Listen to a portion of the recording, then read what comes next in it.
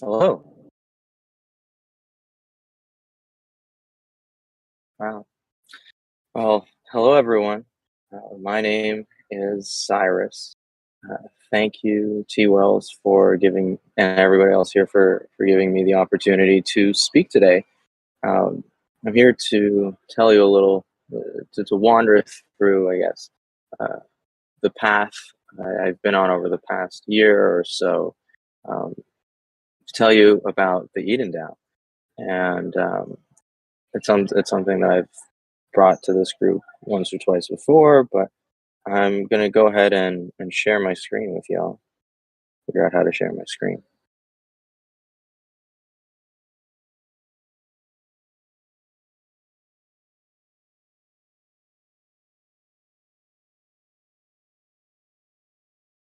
Hmm.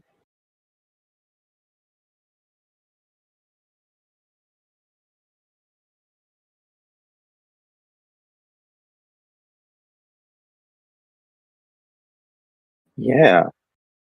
What's the best place to? Okay, I'll just send it to you. I'll send you both of them. Um. Well, sweet. Okay. So let's put up this doc first, and then I'm also gonna send a GitHub link. We'll go switch to that. Um, and then yeah. Uh, oh, perfect. Okay, great. And what's the link to the YouTube so that I can follow along there?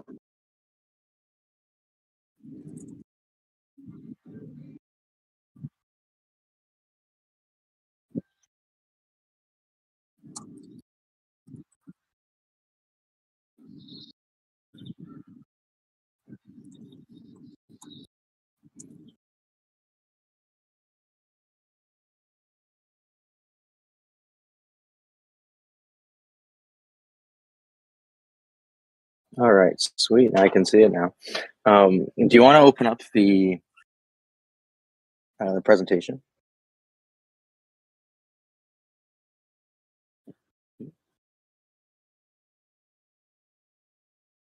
Hmm.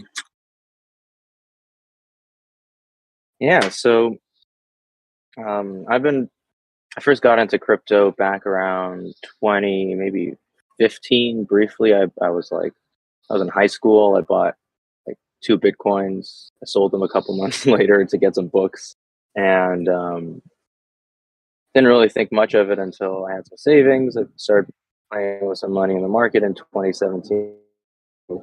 Felt, that stress that people do when they're trading all the time, the checking Binance when you wake up or before you fall asleep.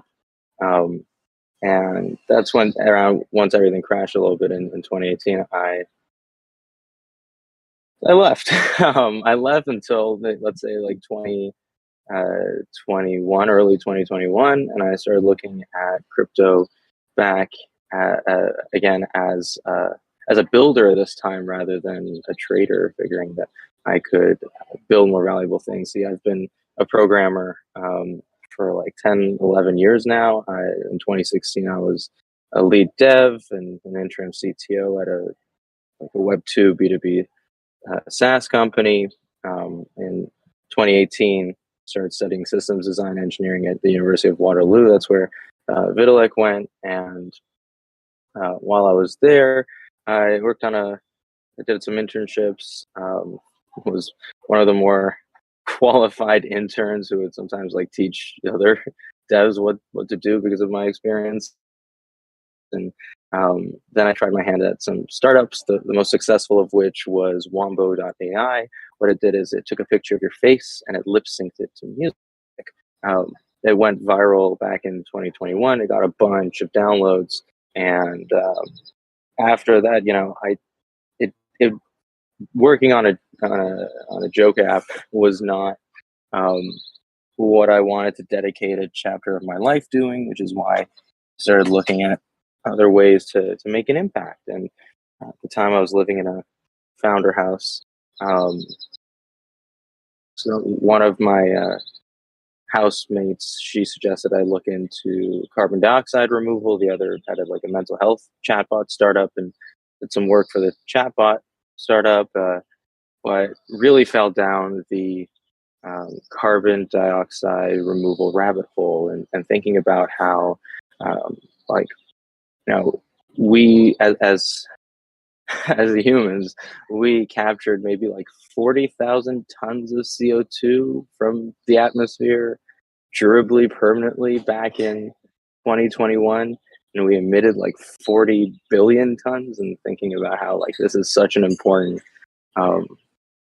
important field, such an important part of the economy that needs to grow. And I was thinking about what in crypto could support that. And this was like earlier on in 2021, before Climate DAO, before all of that happened. So, Wells, could I ask you to go to the next slide? Scroll down. Yeah, we'll do that. And so since 2022, I've been asking myself how we might create an inflection point in humanity's climate journey. And then next slide, this has sparked what we like to call a movement called the Eden DAO. Well, let's go 2 slides ahead, will you? I'm just gonna wait for that to update so that people, yeah, one more. Go to the one with the white slide and the numbers. And then the one after this. Yeah, and then one more. All right. Yeah, one more. Yeah, scroll down to one more. Right after the spark the movement called Eden. There we go. Yeah. So we participated in Gitcoin round 12 and a little bit of 13. We've got a lot of support from the community. It was around this time that I was actually working at Syndicate Protocol. I co-architected their protocol for launch, their like investment club protocol. And just the support for Eden DAO blew me away and inspired me to focus on it full time and also go on a leave of absence from school. So next slide. Now let's go to the Epic Angels slide right after this one.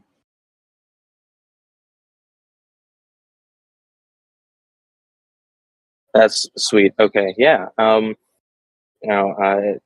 made a lot of friends in the space who believe in us and the mission we're on, and these are all just people who've committed to supporting us. In a pre-seed round, we needed a token to be able to get their money, and so we haven't actually. So I've been working on that token, which is something I'll share with the One Hive crew today here for the first time. Some of the protocol development that we've done. Wells, can you scroll down to the blue slide that was there?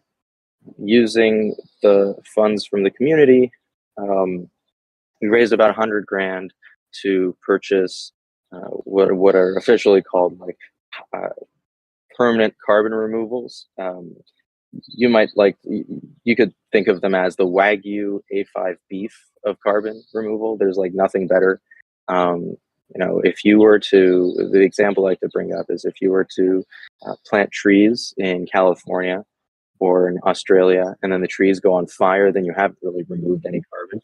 But there's this, the frontier of carbon removal now is, can we remove carbon permanently? Can we turn it into rocks? Can we turn it into oil and then pump it back into the ground? Can we turn it into charcoal fertilizer? Or can we like sink it to the bottom of the ocean? So we went and we bought a bunch of rocks basically, but they're pretty expensive carbon removals. Because they're actually legit. You look at like BCT, and it's like $4 or $5. Most of them represent energy offsets. It's kind of like, there's like a solar plant, and so we minted these tokens saying, yeah, it's a solar plant. It's not a coal plant. But we didn't really actually go and remove any carbon from the atmosphere. The ones we bought, the Wagyu A5 beef. Remove carbon from the atmosphere, actually do that. And so Wells, can we go 2 slides down to the one with Jerome Powell? Sweet. And now I'd like to invite everybody here to the Eden DAO, to what we've been working on. And I want to set some context for what's going on. Feels like our global institutions are failing us. It's been at least 40 years since we've known about global warming, and the lobbying kicked the can down the road until like 1998. Then in 1998, everyone was like, yeah, we need to like stop emitting carbon. And so let's just focus on that. Let's just focus on stop emitting carbon. And then we'd really continue emitting carbon. You're on the right slide with the Jerome Powell one. Then we really continued emitting carbon. And only like 5 years ago did humanity really think about how do we like remove carbon from the atmosphere permanently. And so it's to the point where we only removed like 40,000 tons of carbon permanently back in 2021. So it's really sad. Now, Wells, let's go to the next slide. One of the fundamental like challenges with this is that we currently rely on a stick to get corporations to pay an out-of-pocket cost to remove carbon. And I like to frame this as taxes. Everybody who can afford to will try and figure out a way to pay less in taxes. When you're framing doing the right thing as a cost for some of the richest entities on earth, the corporations, of course they're going to drag their feet. Why is this a cost? Why is healing the planet a cost and not a source of capital? Next slide. Why is it not a source of capital? Like, we have Putin print rubles to go on imperialistic conquests, and we also have the U.S. print dollars to go on imperialistic conquests. And I don't know of any of,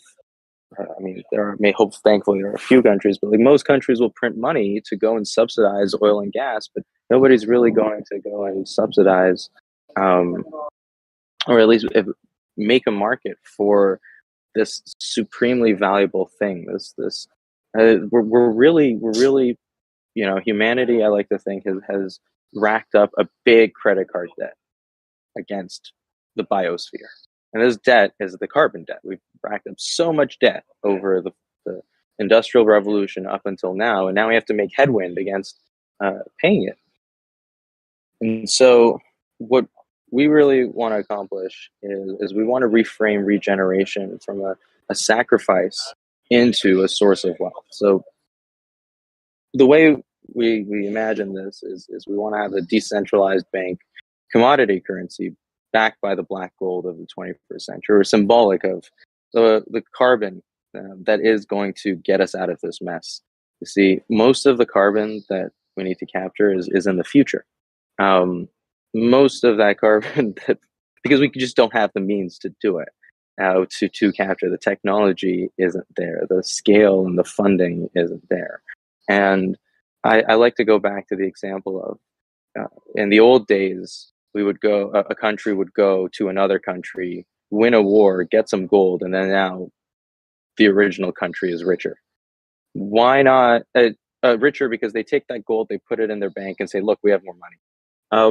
Why not have something healing be the source of our money that way? What if we could instead think about a human goes, removes carbon from the atmosphere, and now creates money out of doing that. This way, instead of it being a cost for somebody, it's a source of wealth.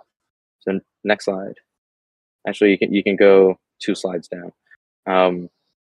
And this isn't, for those who may be familiar with climate, this isn't about like a carbon credit backed currency.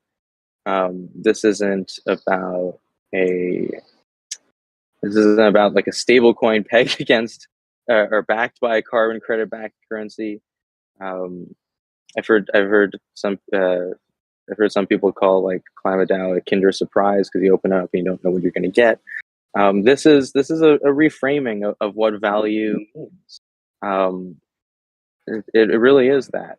When we look at carbon credits, we find that sort of like trying to measure water with a ruler, which if you just try to imagine it, like why that doesn't make sense. Why would you measure water with a ruler? You would want to get the volume of the water. You would want to like see how much it takes up space, or you want to see how much it weighs, because then you can find uh, the volume of it that way. But you wouldn't use a ruler, and it just seems as though there's this carbon credit financial instrument. It's just made up. It's a mechanism for flowing money from somebody who has it to somebody who's removing carbon or doing something good for the planet. And it's not the most accurate. It's not the most accurate measure. So this was, this is a little context on all the carbon stuff, but I found that it's often really hard to throw a lot of information at people, especially about a new subject, and expect most of them to keep up. It's not anybody's fault. This is like a complex thing. People go to get master's degrees and PhDs to go and do this. It's such a multifaceted field. And so we've really been thinking about how we might introduce this. Can you go over to the GitHub that I sent? We've really been thinking about how we could like introduce something like this to the crypto community at large. And so, one of the challenges I ran into, like other DAOs, like over the past couple of months, we spent a lot of time weighing the trade-offs of different chains. We were, as long-term thinkers, we felt like dissatisfied with being locked in on a certain chain. If you do XDAI, it's great, but then there isn't a lot of liquidity. Like, great. Or you do ETH, but everything's expensive. Or you do like Avalanche, and you're like, oh, well, there's not a lot of tooling built on Avalanche. And so, as is often the case in crypto, we needed infrastructure that wasn't built yet. And we can't onboard the next billion users onto crypto if we each spend months deciding which chain to launch on.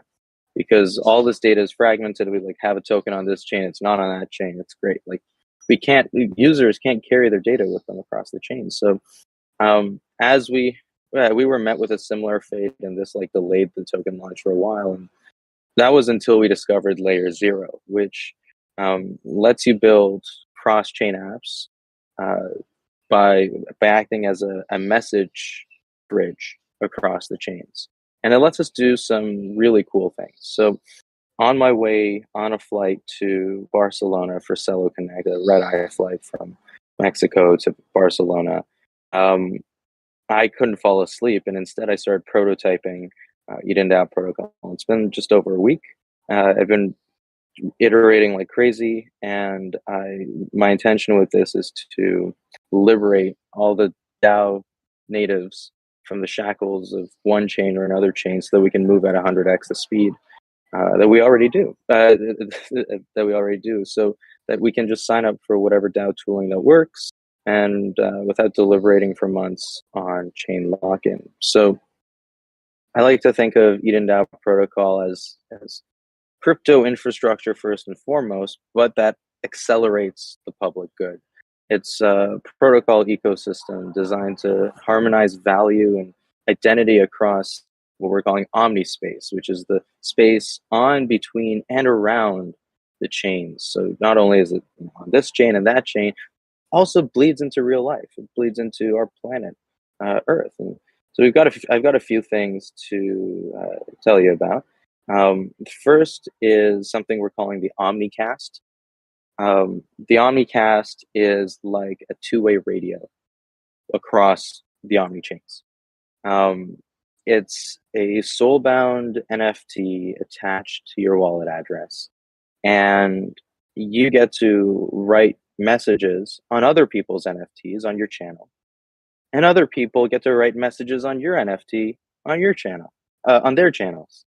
Um, and you get to send these messages across the chains. So like one of the really cool things we can do with this is we can sync a token URI across 8 chains. For those of you just new to layer 0, they have support on like Ethereum, Arbitrum, Optimism, Binance Smart Chain, Gnosis Chain, Avalanche, launch on Celo soon.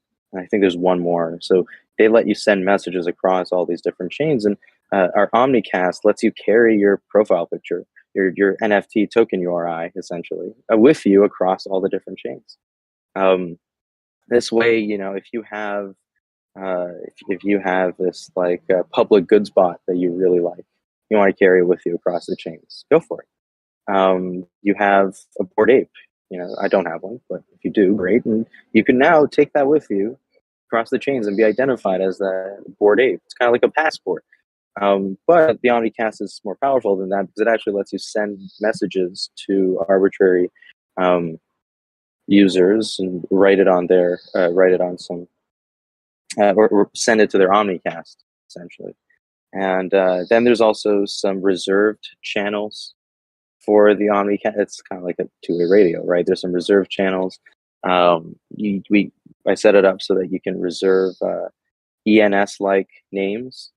So everything's going to be namespace to .eden.dao. You could register like onehive.eden.dao and then always refer to your channel as onehive instead of some arbitrary hexadecimal address.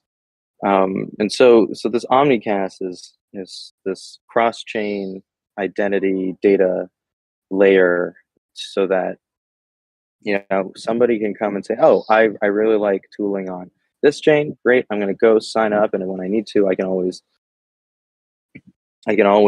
send data across the chains through this Omnicast and sync things over if I need to. And then the other thing is the Eden DAO note. The Eden DAO note is a ERC20 token.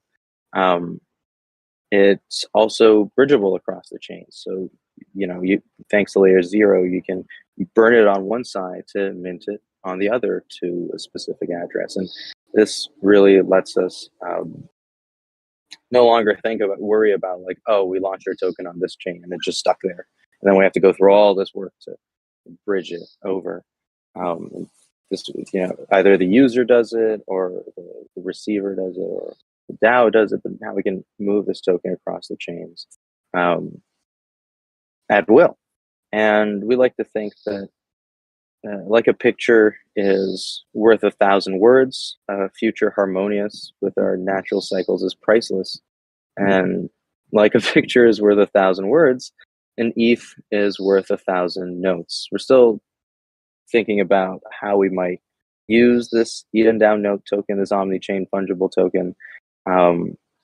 We intend to use it for our purposes, and we infuse our optimism for the future into this node. It can mean anything we imagine it to mean. So one very nice thing to imagine this node as being is like it is the planting of a tree so that the future generations can have shade, or it is a note for human for hope. It's a note of hope. That's another one. And the climate nerds in us really want to believe that this note represents a mass of CO2 removed for some period of time. So the note right now is more of a token. It's more of a DAO token. This repo is open. I just opened it before this call. We haven't deployed any of the contracts yet, and this is probably what we're going to end up launching with. So if anybody is curious about how you do omni-chain tokens and omni-chain data writing, I would recommend that you take a gander through this or hit me up with any questions. They do. That's up to them. But we're really excited for what people could build on the Omnicast, what omni-chain experiences they could do. If you have any ideas, hit us up. this Eden DAO note token as well. We're thinking about it. I think what would be really nice is if it were like the liquidity bridge between the chains and Cello, which Cello is attracting all the different refi projects to launch on them. But Cello notoriously doesn't have a lot of liquidity. And so here is like a token that just bypasses the liquidity, burn on one side, mint on the other. So there's that too. And I want to stop here and check in with the audience to see how they're doing and whether there's anything they want to double tap on to learn more about, for me to speak more to.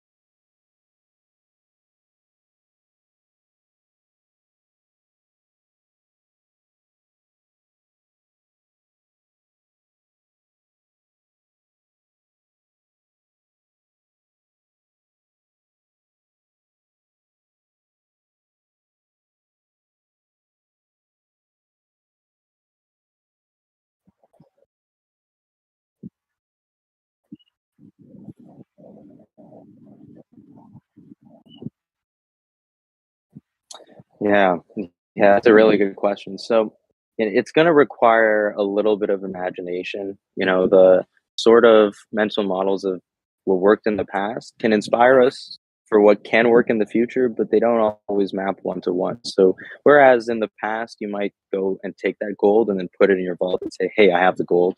And based on like each bar, let's say it mints 100 tokens because of the mass of that bar. When it comes to carbon removal, it's not it's not a totally accurate statement to make, because it's not like we go and we got a piece of carbon and then we stuck it into a vault. Rather, the black gold represents carbon that has been reliably removed from the carbon cycle for a certain amount of time. You see, we're space-time beings. We're not just in space. We're in space and time. And natural cycles happen over many, many, many years. Just like the seasons change, so does carbon, right? If you have carbon in a tree, or if you have a tree, it starts gathering carbon, and it takes carbon from the atmosphere and it adds it to the tree.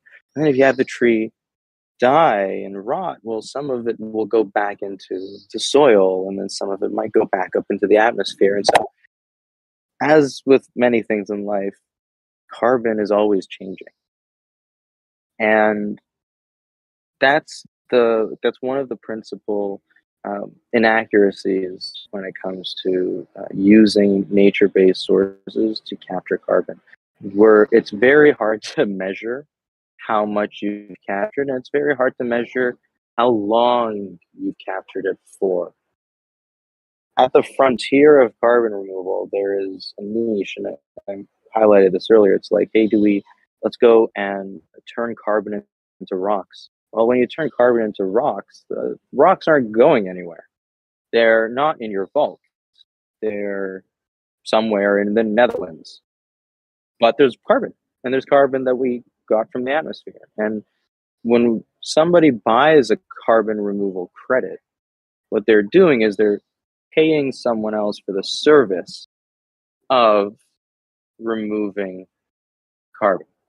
It's the service of it. It's not the actual thing, but it's the service of it. And the service of removing carbon for a specific amount of time is really the right ruler to be using to measure this. And this is one of the insights that we came across in our conversations with carbon removal experts, over a dozen of them, with carbon removal VCs. They said, listen, the markets that we're playing in, they're measuring tons, but really the unit of value is tons times a certain number of years. And so when I say black gold, I use gold to mean something immensely valuable. The analog here is an unfucked future. You know, the future where our climate cycles aren't in disarray. The future we can be proud to leave future generations who did nothing really to deserve this. And that's the gold part. That's what makes it valuable. Black because carbon's black. Carbon's black. That's the black gold. So when I said black, yeah, that's what I meant. I hear you. Word. I got you, man. Yeah. And the scale and the ambition of the DAO is awesome. Like I appreciate that in and of itself, man. And it looks like you got a great team of folks that are working on it with you now. And is this tell me again sort of the relationship between Eden DAO and Syndicate? I know there's crossover as far as you're concerned, but I'd be curious to learn a little bit more about that. Yeah. Yeah. So Syndicate was my previous employer. I went to Syndicate because Eden DAO started off as the idea of like, oh, hey, look, there's a lot of money in crypto. Can we go and do like VC style investing into carbon removal because that's important?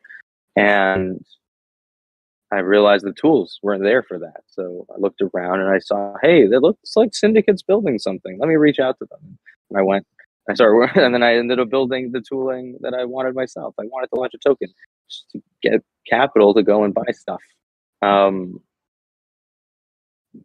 That's what I built at Syndicate, so that once I left Syndicate, we had that tooling available. We had this thing called the Dream Syndicate, where community members can come and help us buy carbon removal tons, and we're going to custody it on their behalf, and then reward them with Eden tokens. One Eden token representing 1 year of carbon removal for 1 ton.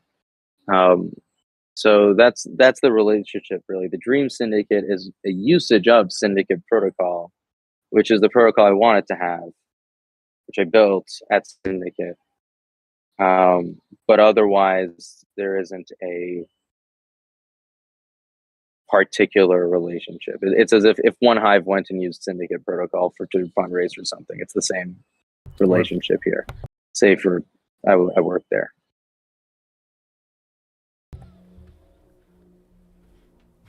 Cool. I got you. Okay. That makes sense. Folks, again, remind you, One Hype TV chat. If you got any questions or comments, feel free to raise your hand if you'd like to come up on stage to ask any questions of Cyrus here about Eden DAO. So it seems like, given the large ambition and like the decision clearly that this is going to live in the Web3 space, your first sort of action is to really dig in on the cross-chain future as a way to like build a substrate or like a foundation for this larger concept. Is that fair, or is that accurate? Can you ask the second part of that question again? Yeah, so I guess I'm curious to learn, like, when you're talking about the Omnicast and these other like the Omni space in general, that you have the GitHub for, and we link this in the channel if folks are interested in learning more.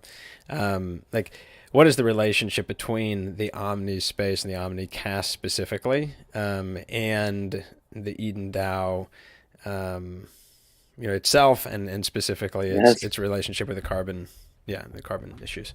Yeah, that's a really good question, because to many people it might be like, what, you are a carbon refi project, all of a sudden now you're launching this like crypto infrastructure thing. Where's that coming from? How does this all link back? That's a really good question. So what we found is that the more we told people about the carbon side, the more there was to learn, and the more room there was for skepticism to appear, to ask questions of like, oh, what about this part? Oh, what about that part? And this sort of skepticism isn't there when you go and you mint your NFT and it's got 1,000 tokens associated with it. You just go and you mint your NFT. So for our go-to-market, we set out to come up with something whose value is immediately distinguishable for people in crypto that also happens to introduce our token into the world. So one of the features that we were thinking about was like, hey, when you go and you meet your channel uh, on the Omnicast, you get an associated number of Eden tokens. You get if the channel is like 0.05 ETH to buy, you also get 50 Eden tokens as a note of our gratitude. And what this will do is this will just set a relative exchange rate for the Eden token, which is 1 Eden is equal to 1,000 ETH. Sorry, 1 ETH is equal to 1,000 Eden.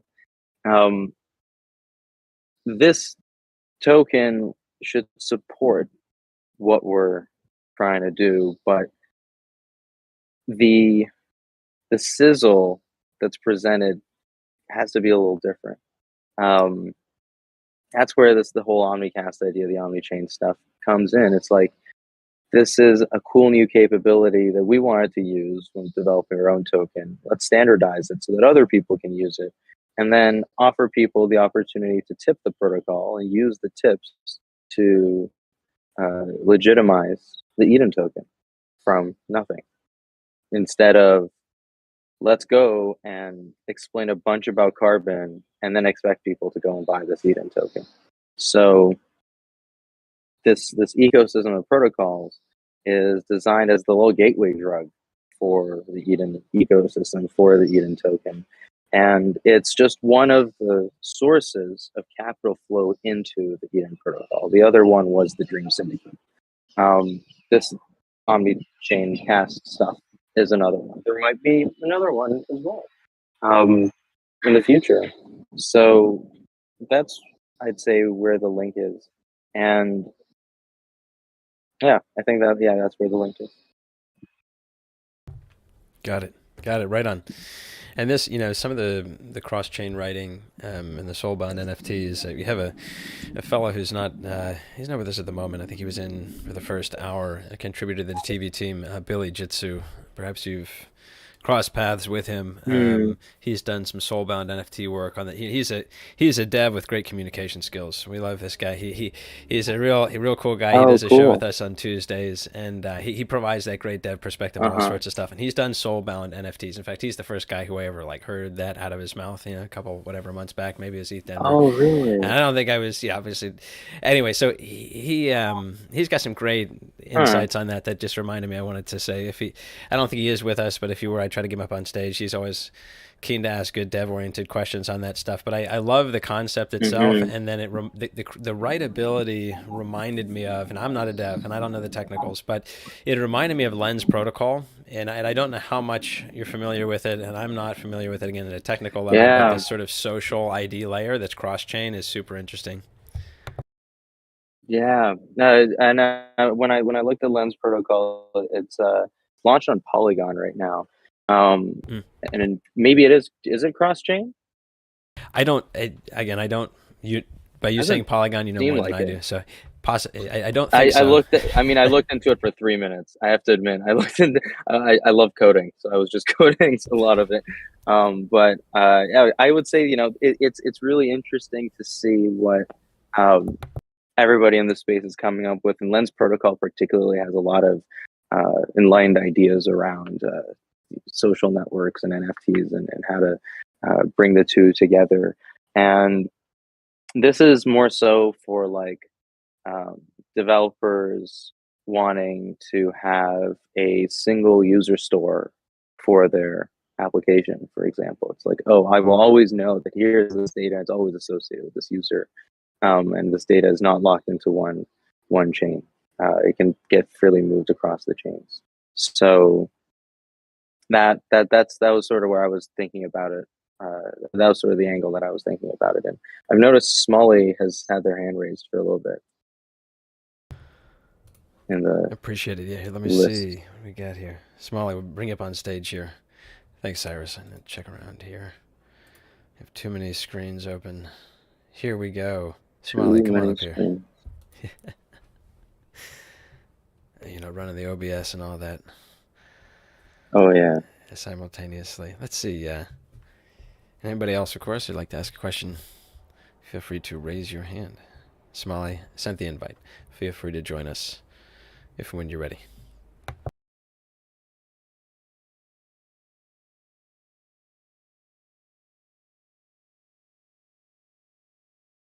What's up, Smalley?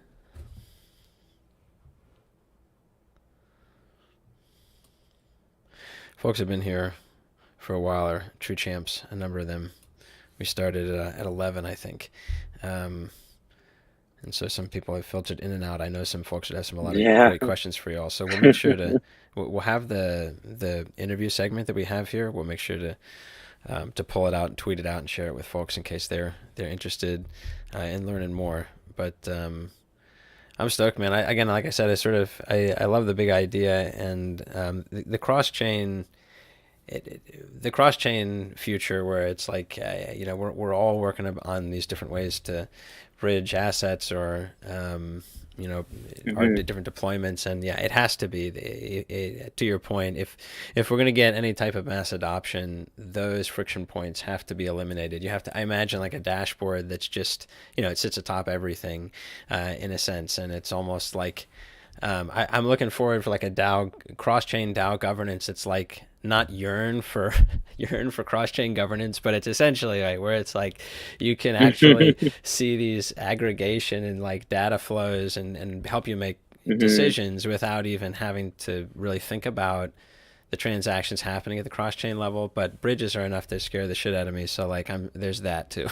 Like, on one hand, it's like, yay, cross-chain future. On the other, it's like, I guess I need to learn more about Layer 0, to be honest. And this sounds really interesting. Is it the case that Layer 0 can enable or would enable the same types of like cross-chain transfers in assets like Ether or USDC as it would in like writing, you know, messages to a soulbound NFT, or like, I guess I know there's a lot of technical complexity there, I imagine, but what would be the difference between like a Layer 0, the type of omni space you're referring to, and like bridges like Connext or Hop that are bringing you, you know, assets across different blockchains? Right. No, that question. So on one hand, I would say that Layer 0 democratizes cross-chain communication. For a certain amount of liquidity, and then go approach Hop or Connext and do some business development and say, hey, I've got this thing, and then you like work through with them. Okay, well, we'll like have some liquidity for you. The other will like lock in your token on the sender side, and we'll do all this. It's a lot of work. It's a lot of work. Layer 0 makes it way simpler. Layer 0 at its once you cut out some of the boilerplate, boils down to a function to receive messages coming in from other chains and a function to send messages to other chains. And that is a very simple primitive that anybody can build on. It's like you have a contract on chain A, and then you can actually call a contract on chain B.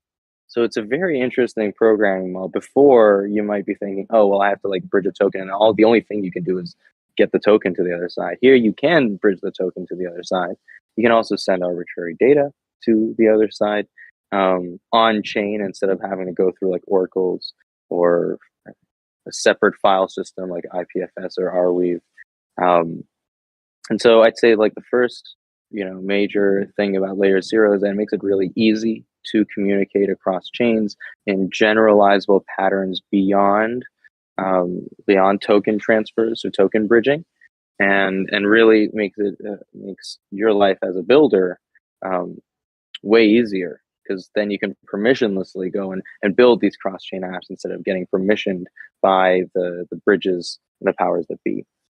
I'd say actually those are a few of the differences. It's like it's generalizable beyond tokens, it's permissionless, and it's lighter weight. So those are Those are some of the pros I would highlight of layer 0. It's very cool, man. I'm Yeah, gonna have to. it's pretty cool. It is. I need to read up on that. If there's any resources that you'd be willing to share in the chat there, man, any links along, the way there, or videos. We're all Yeah. about trying to educate ourselves and others. That's cool, man. Yeah, for sure. I always go to their Git book. There's their Git book.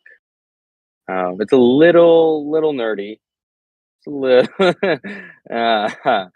It's quite a bit. Um,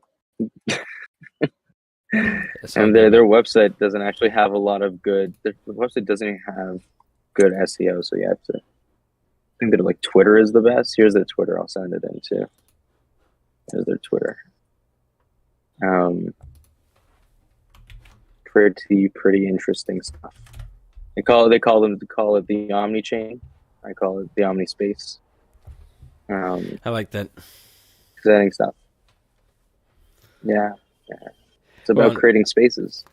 Yeah. It reminded me of a quote, man. I'm a musician, right? So like, it reminded me of a quote by Miles Davis. I don't know if people are fans of Miles, but probably the most famous jazz trumpeter, right? Okay, so he he is famous for saying that the silence between the notes is more important than the notes themselves. Ooh, right? Yeah, I like that. That's a Miles quote. Yeah. But I see alignment, right? It's cool, very neat. Yeah, I'm about to read up on this. So, folks, if you're interested, again, layer 0, we're chatting about here. We'll drop some links in the chat there. And yeah, man, it's been great having you on, man. And GM to everybody for sticking around. It's been awesome to learn about what y'all are up to over there. And we'll have to keep us posted, man. We could love to get an update as things continue to evolve, as they seem like they are. We're just trying to find the highest impact way to approach this problem, really. So definitely lots to learn, a lot of stuff to grow, a lot of just like a caterpillar metamorphizes into a butterfly. So too may we blossom, all of us, not just lead and down, but may we all blossom into what we may be. So right on to you, man. Yeah, sweet. I'll hang out for a few more minutes, but otherwise, if it seems like we're chilling, then I'll hop off and prepare for another call. Yeah, man. Again, last call, folks. If any questions or comments, tried to bring Somali up on stage, but didn't seem like they're interested in hopping up.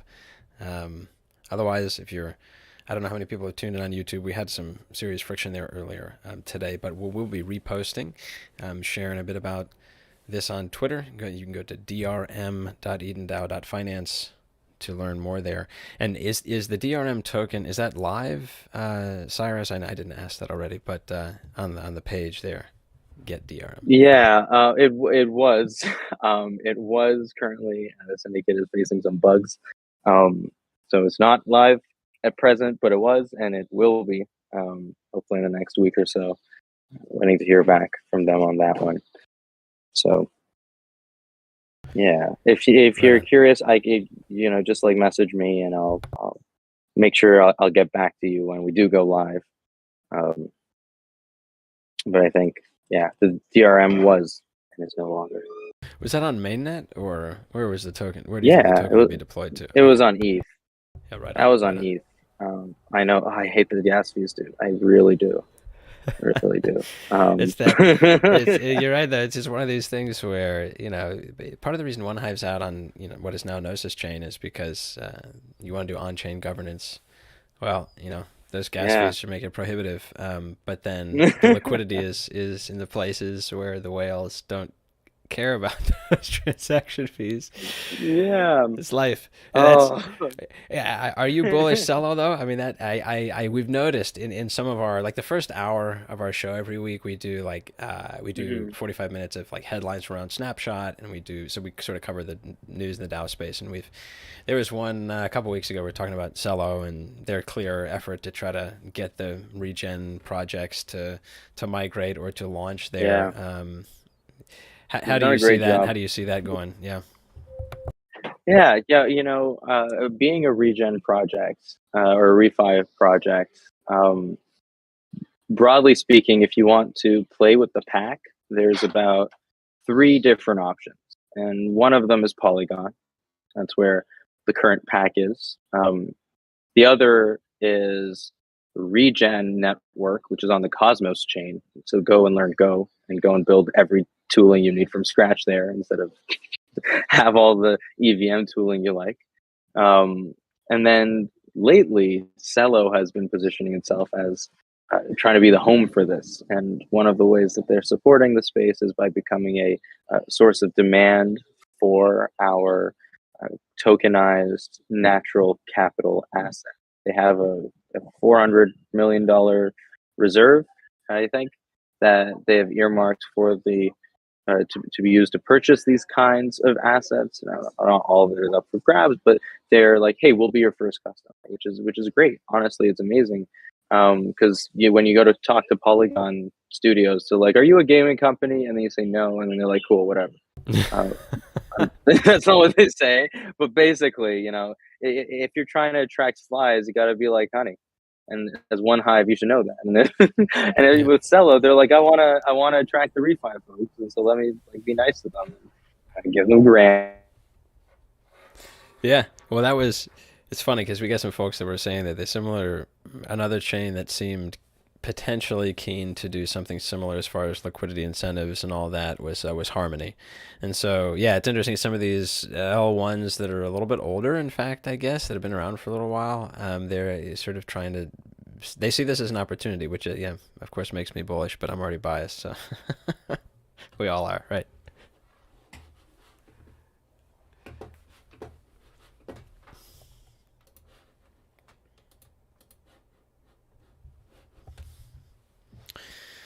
All right, my buddy, can you hear me? Cyrus still, I don't know if I'm having audio issues here.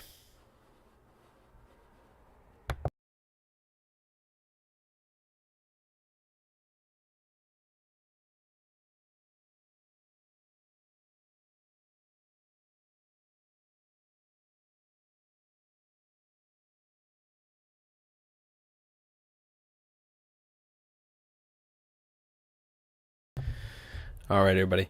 Cyrus, if you can hear me, man, just ping me here if you cannot. I'm not sure if this sound is coming through. I can see it reading on OBS, so I'm not sure if we have some connectivity issues here. But again, everybody, I'm going to repeat one more time the POAP code and GM to everybody who is still chilling with us here.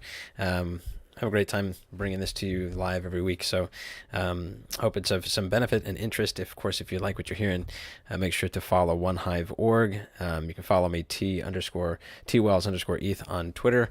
And support what we're trying to message out and share with people as far as the news and the guests that we have here live on stream. Follow us 1HTV. You can just go to Twitch. You can go to YouTube, type in 1HTV, and you can find the channels there. Give us a follow, subscribe, and like the content there. Hope everybody has an excellent rest of their week. We got 2 shows coming at you live tomorrow. One is from Paul with Gabby talking about gardens, another one with Billy Jitsu late night tomorrow. We'll be talking about a whole bunch of stuff from the dev side perspective. Got the NFT and gaming show on Wednesday with Solar and Dosh again, of course. And this Thursday, we shall see. Miguel seems like he's feeling it.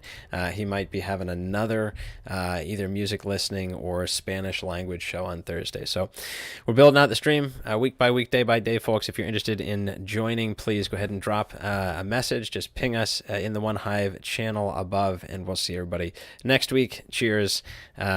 Cyrus, my man, if you want to hop back up on stage here. I'm not sure if I lost you, what happened there, but it was great to have everybody. Here we go. Let me get you up here, my man. Hold on one sec.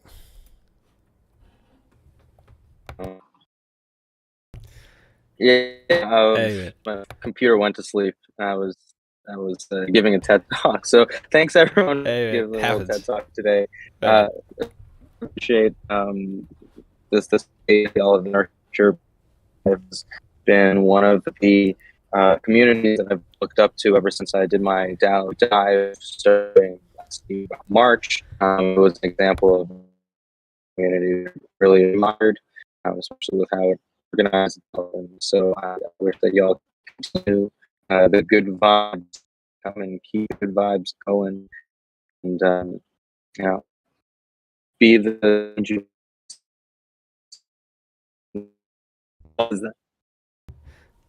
Hell yeah, man. I agree.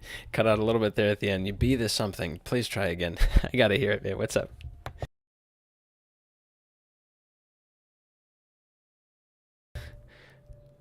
All right. Right on, everybody. Cyrus, I appreciate you, man. Thank you so much for joining. change one in the world. Amen, sir. Thank you so much for having me. Thanks, everybody. GM, take care, and we'll see you next stream.